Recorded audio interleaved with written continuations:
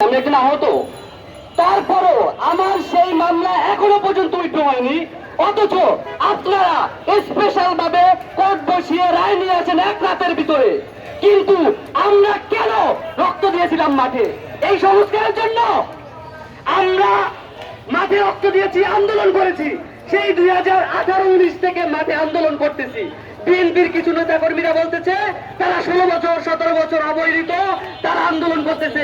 আন্দোলন আপনারা একা করেন নাই, আমরাও মাঠে আন্দোলন করেছি। খবর নিয়ে দেখেন, খবর নিয়ে দেখেন, সেই 2018-19 থেকে আমরাও আন্দোলন করতেছি, মাঠে মামলা খেয়েছি, জেল খেটেছি, ক্যারিয়ার নষ্ট হয়েছে, একটার পর একটা গভর্নমেন্টের বাইরে দিয়েছি, কিন্তু আমাদের চাকরি হয় নাই, আমাদের ক্যারিয়ার নষ্ট হয়েছে। তার পরিপ্রেক্ষিতে আন্দোলনে নামে হাসিনাকে উৎখাত করেছি। হাসিনা এত পাওয়ারফুল হওয়ার সত্ত্বেও তাদেরকে উৎখাত করতে আমাদের লেগেছে মাত্র 15 দিন। যদি আবারও কেউ ফ্যাসিস্ট কায়দায়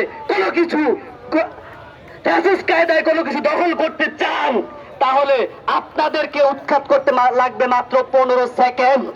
বিরাট ঘোষণা দিয়ে দিলাম এখান থেকে। আপনারা জনভোগান্তি থেকে মুক্ত করুন।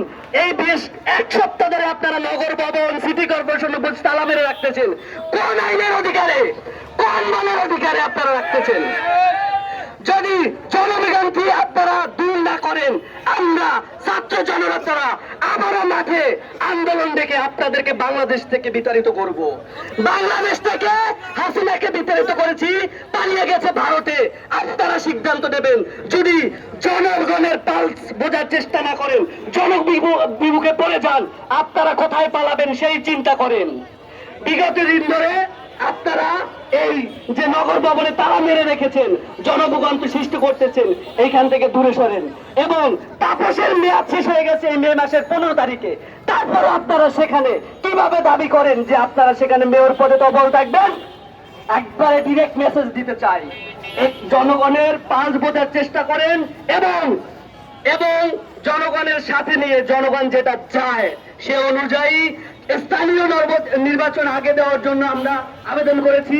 এবং শুধুমাত্র এনসিপির পক্ষ থেকে না, এটা আমাদের সকল ছাত্র জনতা, সকল আহত এবং শহীদ পরিবারের পক্ষ থেকে। সুতরাং আপনারা একাত্মতা প্রকাশ করুন এবং সকল রাজনৈতিক দলদেরকে আমরা আহ্বান জানাচ্ছি, আপনারাও আমাদের সাথে এই নির্বাচন কমিশন সংস্কারের দাবিতে আপনারাও মাঠে নামুন, আমাদের সাথে থাকুন। ইনকিলাব জিন্দাবাদ।